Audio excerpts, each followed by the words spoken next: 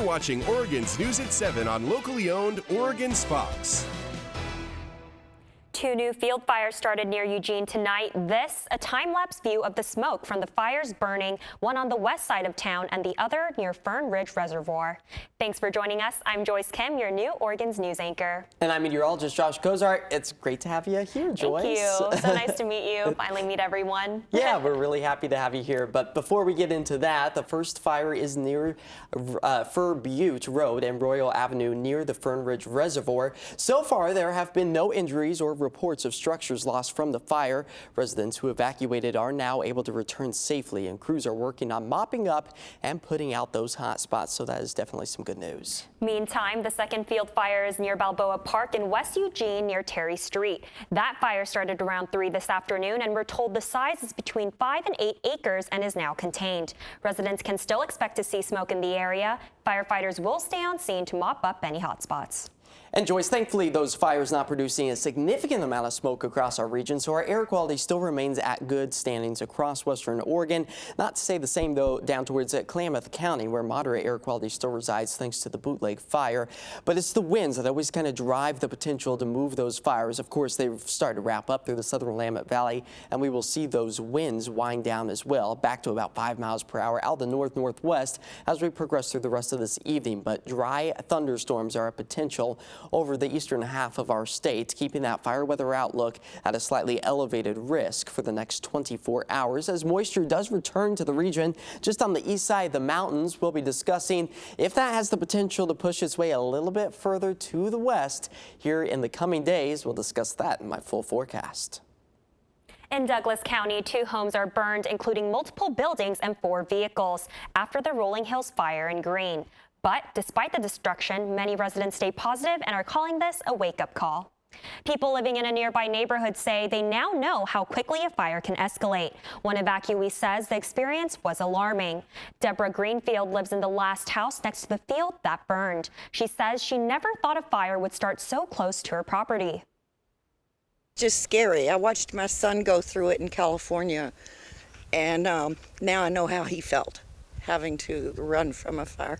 It's not something I would wish on anyone. Greenfield tells us the experience made her more compassionate towards those who live near fires. Meantime, she's now keeping a bag packed and ready just in case she needs to evacuate again. And as of today, the Bootleg fire has burned more than 409,000 acres in Klamath County. It's 53% contained, with more than 2,200 people still fighting it. Fire officials say the north side of the fire is the most problematic. Weather and smoke conditions are improving over the next few days, and thunderstorms are expected to produce rain tonight and tomorrow. The rainfall, along with higher humidity and cooler temperatures, will help firefighters' efforts. New tonight, police in Albany say they arrested a man after a woman's body was found in the Marys Peak area near Corvallis. Police say James Anderson met with Angela Christian in Albany on Friday in violation of a domestic violence release agreement. Police believe Christian was killed in Albany, and Anderson was later found at his home in Blodgett. Anderson faces charges of murder and violation of a no-contact order. A Lane County Sheriff's deputy died after a paddleboarding accident near Sweet Home. The sheriff's office says Deputy Courtney Couch was paddleboarding at Foster Reservoir, where she drowned while trying to help a child. The Lane County Sheriff's office says she was not wearing a life jacket at the time. Bystanders found her body and brought her to the surface. Authorities say the child she attempted to rescue is okay. The LCSO says Deputy Couch was an Army veteran and was with the sheriff's office for 7 years, working in corrections, court transport, and patrol. LCSO says her #1 priority was raising her young son, who she now leaves behind. 2 teenagers remain in custody this morning at the Juvenile Justice Center. The 2 teens, ages 14 and 16, have been in custody since the shooting on Saturday. Eugene police say a single gunshot was fired near the stage after a fight broke out involving 2 teens and an adult. EPD says a 16-year-old threatened the adult with a gun when another person intervened, and they were both assaulted by the teen's friends. Security guard Brian Haida was working nearby when a fairgoer alerted him to the fight. So I instantly ran over to see what was going on. 3 guys was jumping one older guy, and then the crowd is yelling at me, "There's a gun, he has the gun." Haida says the 16-year-old with the gun started to run and Haida tackled him. That's when the gun went off. That shot ended up hitting one fairgoer in the arm who was taken to the hospital shortly after non-life-threatening injuries, according to EPD. Eugene police also say another 14-year-old disturbed evidence and was detained. Eugene police tell us the 16-year-old has been charged with assault in the second degree with a firearm, unlawful use of a weapon, and unlawful possession of a firearm, while the 14-year-old has been charged with tampering with evidence and disorderly conduct. It's still unclear at this point if the 16-year-old who police say had the gun will be tried as an adult. Both juveniles are in custody and are currently lodged at Cebu. Plan to leave in a hurry if you have to. Do make it into your plan to tell somebody about what's going on once you're safe, and know that running in a crowd is dangerous. So if you can break away from the crowd and go your own way, that's just fine. That's the advice from the Eugene Police Department tonight if you're ever in public during a shooting incident. After the shooting at the Lane County Fair this weekend, law enforcement wants to make sure you're prepared to escape safely. EPD wants you to know the exit routes wherever you go. Running to a safe space far from danger is an acceptable defense, but once you get there, make sure you call police to let them know what's going on. Our Angelina Dixon has more. If you see something, say something. That's the ultimate message. But before you could say something, law enforcement wants you to get away from the dangerous situation, especially if it involves a public shooting like the Lane County Fair over the weekend. I want you to know the door you came in, but I want you to know an alternate way out if you can have that. And in open spaces, of course, like a special event or a sporting event, pay attention to other ways that you might be able to get out. Once you get to a safe location, report the incident. Many shooting situations are over pretty quickly, but frequently we're lacking a little bit of information as responders. And so if you can get yourself safe and then let us know who, what, when, where, what's happening, then we can do something about it. He says people should not take footage with their phones. When you run, he says to avoid a stampede, trampling, and injuries. If you can, avoid the direction the crowd is running in. Now, the Lane County Fair is looking at its own security. There will certainly be meetings, and we have monthly or every other month we meet with them in general. I'm sure we'll have special meetings and absolutely be discussing this. In Eugene, I'm Angelina Dixon reporting. Bivens says the meeting will be public, but they don't have a particular date or time set yet. In coronavirus news, COVID vaccine incentives in Coos County don't seem to be too popular with the community. Last week, Coos Health and Wellness was offering free unlimited ride bracelets for the Coos County Fair if you got a vaccine. Today, their Deputy Director Eric Gleason tells us not many people took advantage of this. In 1 week, Coos County vaccine rates only grew from 58.1% to 58.5%. We're making fractional increases, which is not going to get us where we want. Ultimately, we need to get as high as humanly possible. It would really be nice to get to the 70-80% mark. And it's going to take those individuals that have decided they don't want to get vaccinated to understand the importance of this in order to move us in the right direction. While incentives aren't making people bust down their doors, he says it is encouraging a few, and every little bit counts. Looking ahead, Gleason tells us the county's vaccine lottery winners will be announced soon. And here's a look at our coronavirus numbers for today. There are now 993 newly confirmed cases and 2 new deaths in Oregon, according to the OHA. This brings our total case count to 215,853 and our total death count to 2,838. And the Biden administration announced today it's making COVID-19 vaccinations mandatory for health workers in the Department of Veterans Affairs. It's the first federal agency with a vaccine mandate for employees after 4 VA employees recently died of COVID-19 and all were unvaccinated. VA Secretary Dennis McDonough says this is the best way to keep veterans safe. Employees will get 4 hours of additional paid leave after showing proof of vaccination. And with less than half of the U.S. population fully vaccinated against COVID-19, cases are surging around the country as the Delta variant targets the unvaccinated. Many public health experts are now urging a return to precautions like masking and avoiding crowded indoor spaces. Isabel Rosales has the latest. New cases of COVID-19 are surging around the country. More than 34 states seeing an increase of 50% in just the last week. amid the rapid spread of the Delta variant. These Delta variants produce so much more virus in the body, 1,000 times more than the parent strain. Hospitalization rates in the hardest hit areas are climbing. Patients now younger on average than earlier in the pandemic. 97% of those hospitalized are unvaccinated. We're having people that are very young with no preconditions, and they're getting pretty sick and sometimes don't make it out of the ICU. Many health experts now urging a return to mitigation efforts like masking. The transmission dynamics of the Delta variant are clearly different and more aggressive. There's data being collected now that surely will inform recommendations down the road, but here in Louisiana, there's absolutely no time to wait on that. As the push to get Americans vaccinated flags amid widespread hesitancy, there are growing calls for employers to institute vaccine mandates. On Monday, 50 healthcare groups, including the American Medical Association, issued a joint statement calling for all healthcare and long-term care employers to mandate employees be vaccinated. When you go into a hospital, you want the assurance that you're not going to be given a disease you didn't come there to get. I'm Isabel Rosales reporting. Still to come on Oregon's News at 7, President Biden's announcement about what his plans are for the U.S. Combat Commission in Iraq.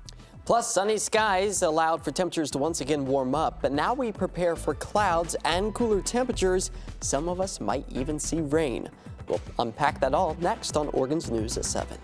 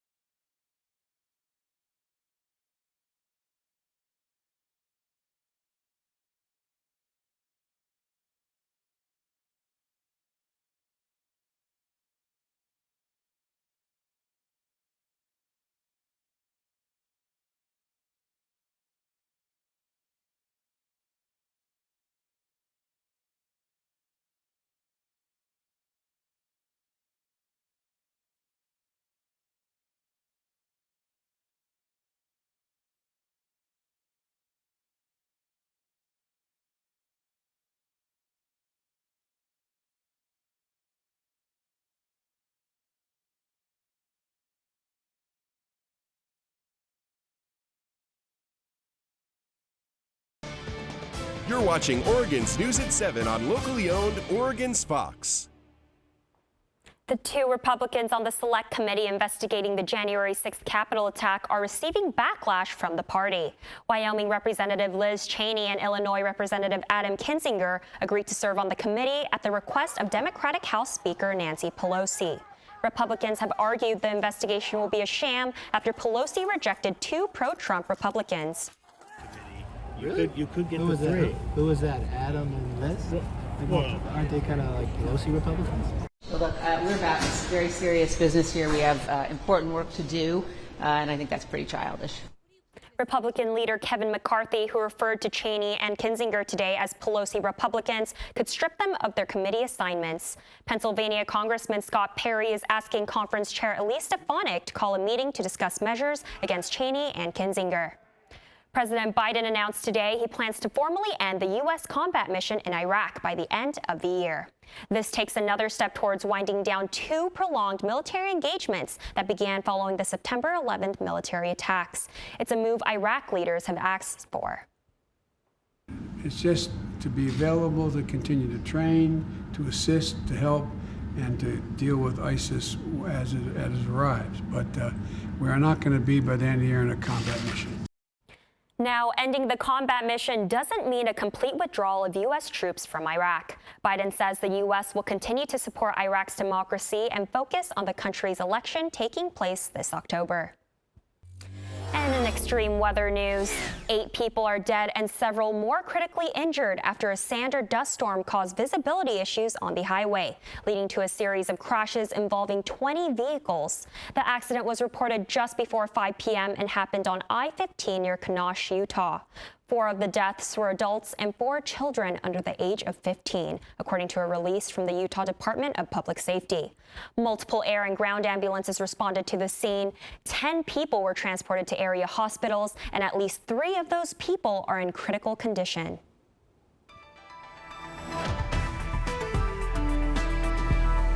And thankfully, seeing these sandstorms out our direction after a few quick fires started through the southern Willamette Valley. Now seeing those clear skies with a few high thin cirrus clouds still residing over much of western Oregon.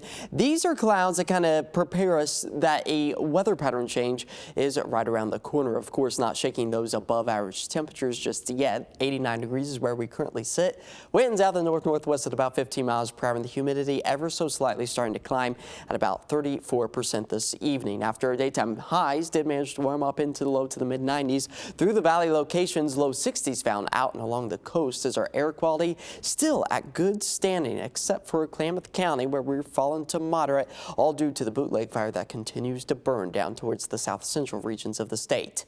The clouds increasing across western Oregon, but just on the east side of the mountains, that's where we're seeing just a little bit of that moisture has the potential to push its way just a little bit further to the west as we move through the next 24 hours or so, and that could give a few of us in our forecasting area a few quick moving raindrops, as we've seen quite a bit of moisture on the eastern half of the state. As of late, it's not been any signs like this. It's definitely been on the dry side as our drought continues to keep us at extreme levels. Douglas, Lane, and Linn County on the east side of the Cascades. Exceptional drought still resides. That's the worst drought conditions that you can possibly see. As we have a mixture of storm systems taking aim at the Pacific Northwest, this will help to increase the cloud coverage. A low to our east, a high to the southwest, and a cold front to our north. Kind of a trifecta of systems. Unfortunately, I don't think that high pressure system will allow any of this low pressure rain to push its way into the valley locations over the next 24 to 48 hours, as those clouds will slowly start to break free later on in the day. But rain over the high terrain is a very real possibility. You can see that here with our rundown. Overcast skies to start off the day tomorrow for much of our area. Maybe some light rain showers over eastern sections of Douglas County, eastern sections of Lane County. This is a snapshot of about 5 p.m. Those yellows and oranges you see on the east side of the mountains, the potential for a clap of lightning and thunder potentially. That's where we have a bit of a cause for concern that lightning could potentially start and spread new wildfires. But I think at this point we will go ahead and take any moisture that Mother Nature throws our way. So definitely a good sight to see as that fire weather outlook does remain at elevated levels, again due to the dry lightning potential moving forward. As our rain accumulation nearing just about 1/10 of an inch over the high terrain after daytime highs start to warm up into the upper 80s and 90s. Eugene Springfield 7-day forecast. We'll enjoy the cooler conditions for the next day because the mid to upper 90s return by the week's end, and then those winds kick up just in time for the weekend. Coos Bay outlook will be holding on to a few more clouds than what we've been used to as of late, and then those clouds start to break free Thursday, Friday. Highs remain normal. Umpqua Valley forecast, enjoy the upper 80s because we skyrocket to nearly triple-digit heat Wednesday, Thursday, nearly 100 degrees with plenty of sunshine. Joyce, this is definitely some warm weather for us folks across western Oregon. You're coming from California, is that right? Exactly, yes. I am from LA, but I was not expecting this kind of heat, especially so late into the night. Yeah, it definitely has been very warm later in the evening, so hopefully we give you a little bit of a taste of Oregon weather come tomorrow. Perfect. Can't wait. Now shifting gears, Brandon Kamerman joins us in the studio. What's new in the world of sports tonight, Brandon? Joyce, it was fun while it lasted. Team Always Us is done at the basketball tournament. We'll hear from the former Ducks about the family they created putting this team together. That and more next in sports.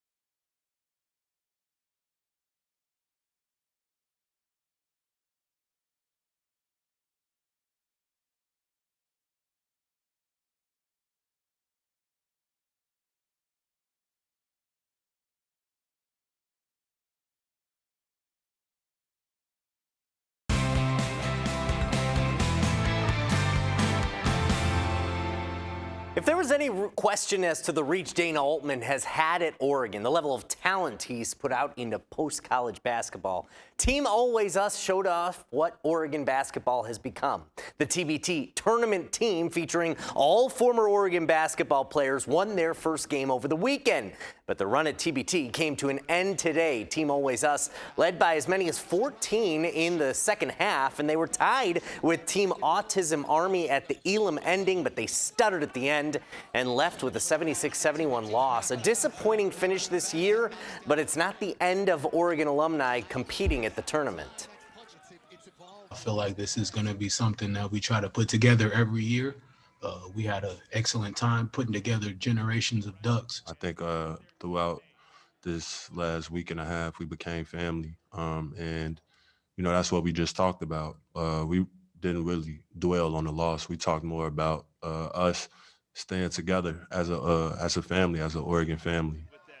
Oregon's defense is poised to be really good this year. Now, I'm not the biggest fan of preseason watch lists, but it does give us an idea just how talented that unit will be. 2 Oregon defensive players named to watch lists today. Linebacker Noah Sewell was named to the Butkus watch list, given to the top linebacker in the country. In the secondary, Mikael Wright is on the Thorpe watch list for top defensive back. Oregon State's Avery Roberts also on the Butkus list, and Tegan Catoriano is on the Mackey Award list for tight ends. The rumors about Texas and Oklahoma moving to the SEC are starting to materialize into reality. The 2 Big 12 schools informed their current conference they will not be renewing their grant of media rights contracts at the end of their current deal, which runs through 2024-2025. Sets the stage for OU and UT to move to the SEC and could lead to a domino effect through the rest of college sports. And Joyce, you are new to the area, but obviously Oregon and Oregon State fans are going to be paying close attention to that because it could impact them. Also tonight, coming up at 10, I'll have a recap of where we're at with the Olympics, the medal count, and all that fun stuff. Exciting. So that's at 10? That we'll have that for you at 10. Perfect. Yes. Coming up on Oregon's news, while he may have been to space, Jeff Bezos is not technically an astronaut. Why the Federal Aviation Administration won't give him that title.